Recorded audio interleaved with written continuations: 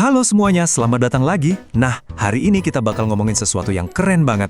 Gimana caranya kita bisa mengubah sampah pertanian yang biasanya cuma dibuang gitu aja, jadi bahan rahasia buat nanam makanan yang nggak cuma lebih sehat, tapi juga rasanya jauh lebih enak. Nah, ini nih pertanyaan kuncinya.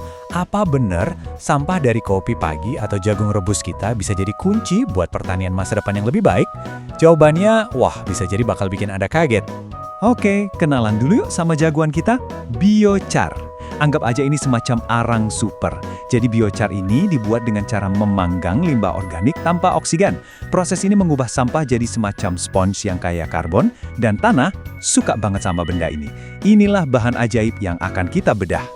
Oke, kita bedah lebih dalam lagi ya. Jadi para ilmuwan memutuskan buat bikin sebuah kompetisi kayak kontes masak versi sains gitu, buat cari tahu biochar jenis apa sih yang paling jago buat menumbuhkan kangkung air, sayuran yang populer banget di Asia.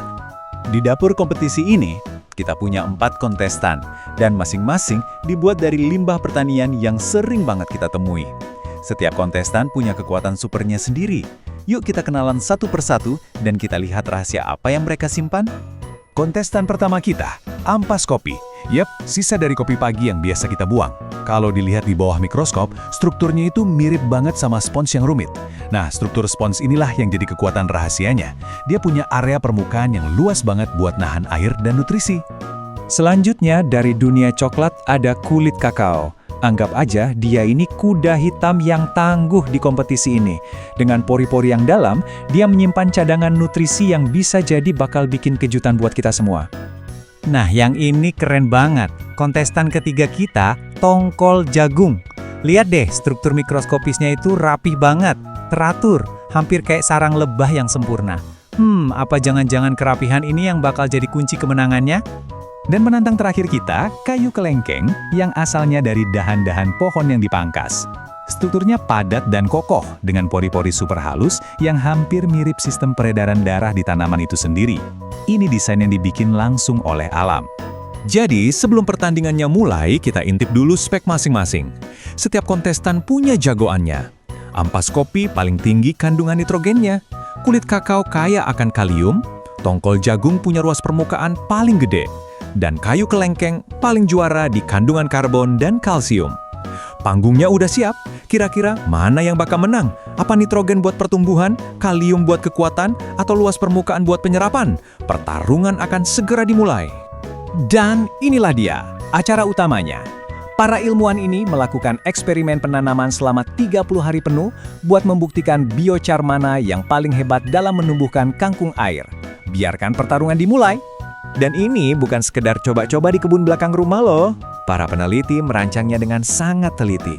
Pakai 15 petak terpisah dan setiap biochar diuji beberapa kali. Tujuannya, biar hasilnya seakurat mungkin. Jadi, ini pertarungan yang benar-benar adil. Dan hasil ronde pertama udah keluar. Di tantangan tinggi tanaman, ampas kopi langsung melesat ke depan. Tanaman yang dikasih biochar ini tumbuh menjulang sampai 40 cm, ninggalin yang lain di belakang. Wah, kelihatannya dorongan nitrogen dari kopi benar-benar bekerja. Eits, tapi tunggu dulu. Di ronde kedua, yaitu penimbangan berat hasil panen, terjadi plot twist yang luar biasa. Meskipun tanaman dari ampas kopi paling tinggi, ternyata justru biochar tongkol jagung yang menghasilkan panen paling banyak. Kita ngomongin peningkatan 67% dibanding yang tanpa biochar sama sekali. Gila! Ini membuktikan satu hal, yang paling tinggi belum tentu paling juara. Tentu aja, kompetisi ini bukan cuma soal gede-gedean atau berat-beratan. Ini juga tentang isinya, nutrisi, dan yang paling penting, rasa. Yuk kita lihat gimana performa para kontestan di ujian terakhir ini. Oke, siap-siap ya, karena angka-angka ini benar-benar bikin melongo. Tanaman dari biochar tongkol jagung, ternyata kadar glukosanya alias rasa manisnya meningkat sebanyak 215%. Bayangin! Ini benar-benar mengubah segalanya. Dan nggak cuma itu, sukrosa jenis gula lainnya juga meroket, naik lebih dari 2 kali lipat. Jadi biochar tongkol jagung ini pada dasarnya kayak lagi ngehack biokimia tanamannya buat menciptakan rasa yang jauh lebih enak. Dan keunggulannya nggak berhenti di rasa aja. Tanaman ini juga secara harfiah jadi lebih sehat. Biochar tongkol jagung berhasil meningkatkan antosianin, antioksidan kuat yang sama kayak di buah beri, sebanyak 83%.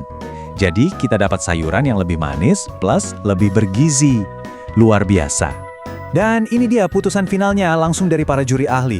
Sekelompok koki melakukan uji rasa buta dan hasilnya jelas banget. Mereka semua setuju memilih tanaman dari biochar tongkol jagung sebagai yang terbaik. Dari segi rasa, tekstur, semuanya, ini kemenangan telak. Jadi, setelah semua ronde pertumbuhan, hasil panen, nutrisi, dan rasa, pemenangnya udah jelas banget. Mari kita nobatkan secara resmi juara dari pertarungan pertumbuhan biochar akbar ini, dan kita pahami kenapa dia bisa menang. Jadi, nggak ada keraguan lagi. Juara tak terbantahkan dari pertarungan pertumbuhan biochar ini adalah tongkol jagung. Dia nggak cuma menang di hasil panen, yang paling penting buat petani, tapi juga menciptakan produk yang unggul dalam rasa dan nutrisi.